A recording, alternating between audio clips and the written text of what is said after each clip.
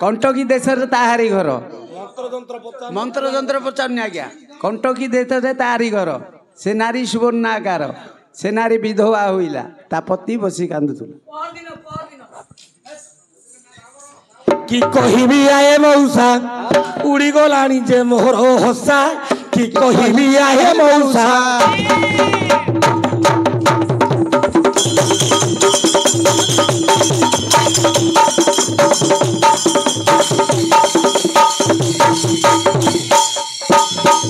पचारिल जे हूँ प्रसन्न मन मोर जे छन छन पचारिल जे हूँ प्रसन्न मन मोर छन छन कि उत्तर देवी किस बुझाइबी कि उत्तर देवी किस बुझाइबी पूरी गलानी मोर पंचमथा कि कहबी आए मौसा पूरी गलानी जे पंचमथा कि कहबी आए मौसा आनी फुरु फुरु कलानी मुसा कि कहबी आए मौसा आज्ञा कंटकी देश रे घर तारारी सुवर्ण आकार तापति पुणी सेनारी सुवर्ण आकार तापति बसी कांदुथुला हेले आज्ञा मो पंडित मंडली मोर देइथिबे चित्त पचारी बा कथा गोटी सुनो हे पंडित पुराण पोथी पदे देउछि कही हेब कि न हेब बाबा मोते जणा नाई मोते जणा नाई फूल विषय कि तुम रही मती फूल विषय रे कि रही मती गुणु गुणु होई भ्रमर जे कांदिबटी नहिले ईश्वर आड़े करिबु जे गति दिने कांदुथिबे पुणी ईश्वर देवटी ईश्वर देवटी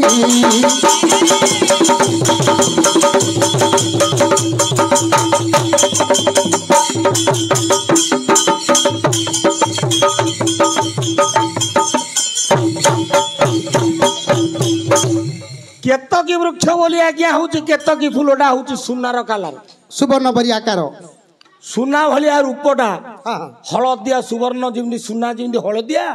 सेमती केतकी फूलटार रूप आज्ञा सेमती हलदिया केतकी फूल पुणी फुटी जीव गह गह पुणी बास चहटिओ एत बास देखी आसिओ भ्रमर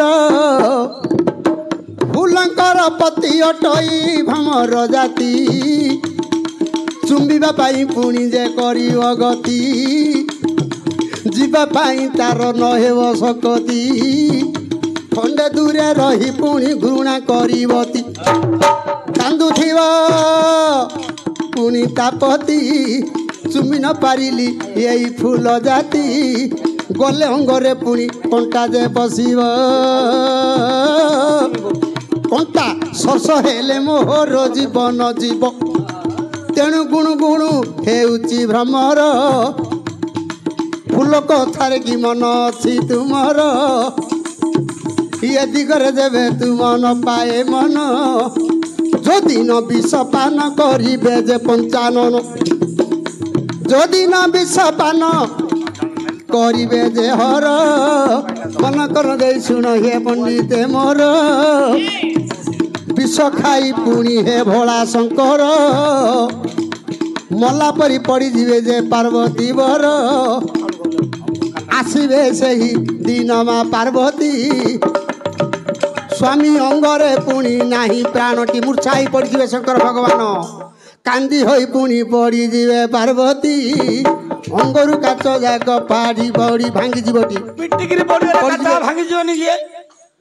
पार्वती अंग कहीं जो नारी गीता पुरुष भल पाइबनी पचारिबनी से विधवा सदृश केतकी फूल हबनी ईश्वर पार्वती हबनी ईश्वर पार्वती हबनी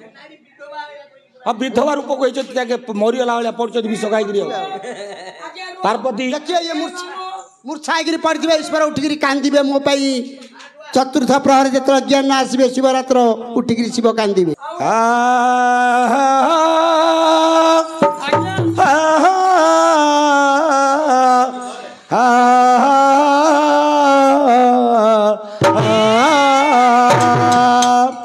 हेले भाई हाँ ए कथारे जबे मन न पाइला से नारी विधवा होइला ता स्वामी बसी कांदुथुरा हाँ आज्ञा पंडित मंडली मंडित जन मंडित जन कहूची हरिवंश कारण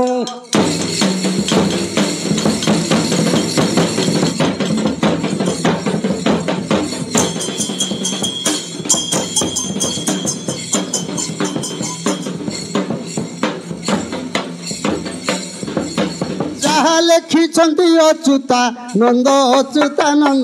ସୁନ୍ଦର ଭାବରେ ପକାଇ ଛନ୍ଦ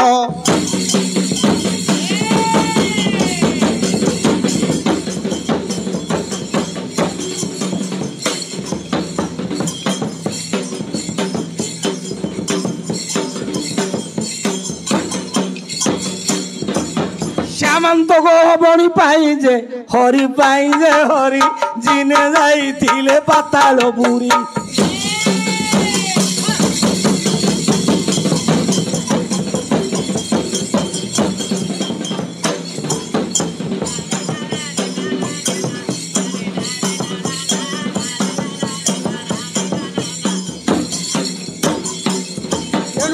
ভাবন সঙ্গে নাগিলে রণ তলে পড়ি গলে মধুসূদন